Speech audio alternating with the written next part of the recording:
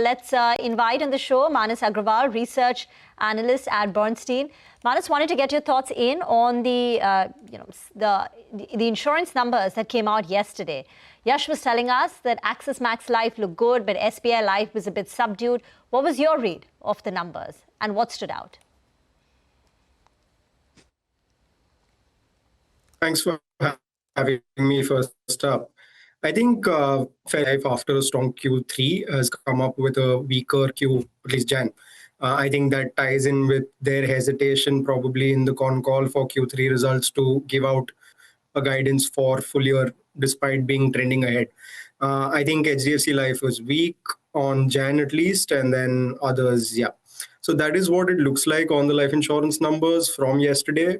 I think the General Council numbers also came through, but yeah. Okay.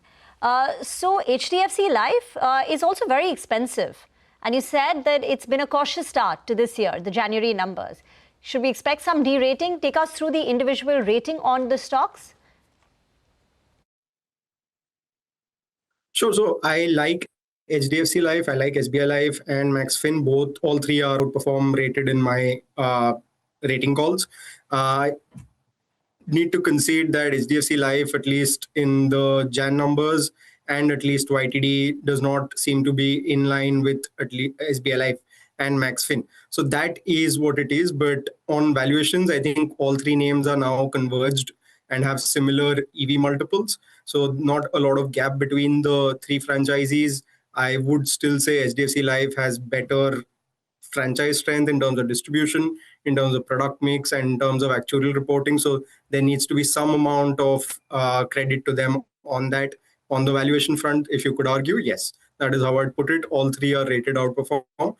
Between the three, prefer Max. That's it, yeah. And on PB Fintech, there's been a lot of flip-flop when it comes to the fundraise, acquisition. What have you made of the way the events have unfolded in the saga there?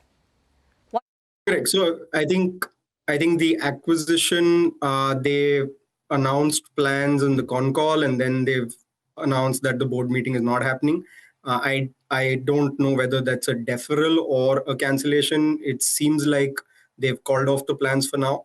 I think the stock has been volatile even without the acquisition news or reports, right? That's largely to do with the commission's regulations that we are expecting as the street. Those commission regulations could have impact on the bottom line for PB Fintech, and that's where the stock is where it is. I think now with the acquisition question, at least not an immediate event, the bigger question is what is the impact of potential regulations? And you can do scenario analysis and you see a wide range of outcomes. So I think that is where people are. People keep asking us what is the right price to bottom fish. But given the uncertainty around regulations and how much any potential regulatory action would impact the top line, it's slightly difficult to comment at this point in time, which keeps the stock in limbo. So it's an avoid now on PB Fintech? We need more clarity, either on regulations or on what the cost structure would look like in case of a regulatory hit on the top line. So that is where the stock is. The stock is down fairly bit from like YTD basis. I think until we have clarity on either, difficult to make any comment on that. Yeah. All right. Hi, Manas. Good to see you, Ben. Thanks a lot for joining in on the show. Besides, the insurance pack, I wanted to ask you about the exchanges. I think you have a view on BSE as well. It came out with a good set of numbers. This STT issue could be a bit of a worry in the quarters to come. And there's been appeal from exchanges, maybe asking the government to rethink on that. That said, what kind of impact can it have, this STT hike on BSE's volumes? Sure. So I don't cover BSE or NSE, and therefore I cannot comment on specifics. What I do cover is Nuvama, which has an asset services arm.